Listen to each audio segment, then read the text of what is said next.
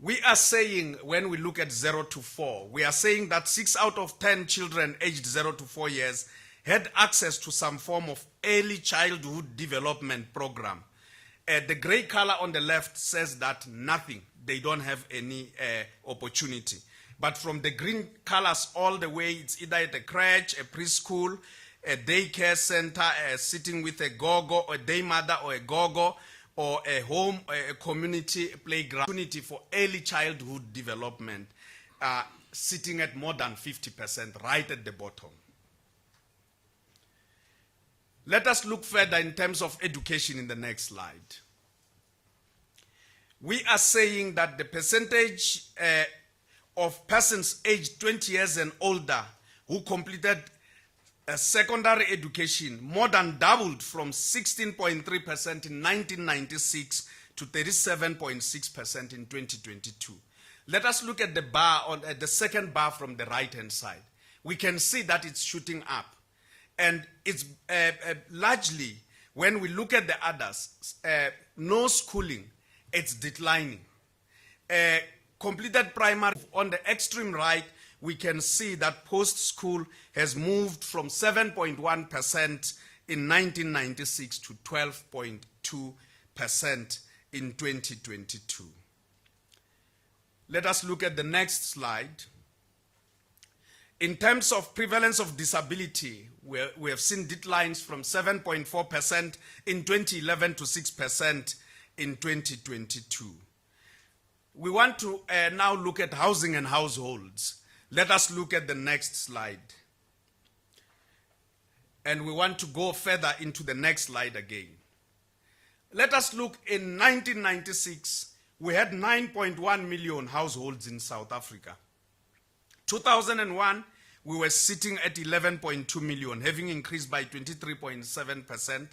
2011, we went up to 14.4 million, having increased by 28.9%. And indeed, 2022, we have gone to 17.8 million, having grown by 23.4%. And we can see that from 1996, we have doubled in the number of households that we have in South Africa. Now, let us look at housing in the next slide. Households that resided in formal dwellings increased sharply from 2011, having been sitting at about 77.6%. But when we look at 1996, they were sitting at 65.1%. We can see all the way to 88.5%. And as formal housing increases, we are seeing a decline in traditional housing and informal housing. Of course, Mr. President, when we bring these numbers, we bring them without taste buds. Our job is to bring numbers. I can see some nodding in the room, and I can see this nodding doesn't work with statisticians. We only bring the numbers because we bring both the good and the bad news. The statistics about the good, the ugly, and the bad, and we tell all of them. Now, let us look at service delivery in the next slide. And Melo, will you please take us to the next slide and look at electricity? In the form of access to electricity for lighting in South Africa, not lightning, lighting. And here, Mr. President, Minister, and members of the public, I don't want us to be caught up into the disruptions of load shedding. It's what members of the public have told us about the main source of energy for lighting. Whether it's there or it's disrupted or not, this is what they told us. So let us look at 1996. It was just some pockets that were yellow in the Western Cape. There's a place called Mkhanyakude in KwaZulu-Natal. When you are at night, there's this tree that actually glows amber or yellow from far. So Mkhanyakude was only in the Western Cape. In 2001, the Western Cape was universal. And in 2011, we could see the whole country was making it. As of 2022, Almost the whole country is sitting between 80 and 100%. And indeed, only one municipality, eMadlangeni, fell below 80%. So, Mr. President, it's not my space to say it, but if we could solve the load shedding challenge, the people are already ready to switch on their lights at any given moment because the infrastructure is there. That's what they told us. We don't make up these stories at State. Members of the public tell us, Mr. President. And because they tell us all these stories, they also tell us the stories about water. Next slide. Now, let us look at water. In relation to water, we can see coming out of 1996, there were challenges in the Eastern Cape and KwaZulu-Natal and some parts of the Northwest and parts of Limpopo. We made some improvements in 2001 all the way to 2011, but we have actually gone back largely in Limpopo and the Eastern Cape.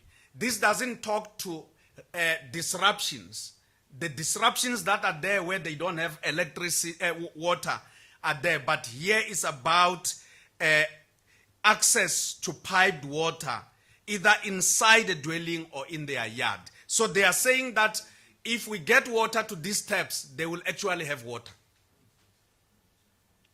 In the next slide, we are talking about in 2022, over 4/5, that is 82.4% of households in the country had access to piped water either inside their dwelling or inside their yard. As we can see that we are saying 59.7 inside the dwelling and all the way where we had no access, we are just sitting at 8.7. Next slide, Melo. Over the period 1996 to 2022, the percentage of households with no access to piped water halved from 9.7% to 8.7%.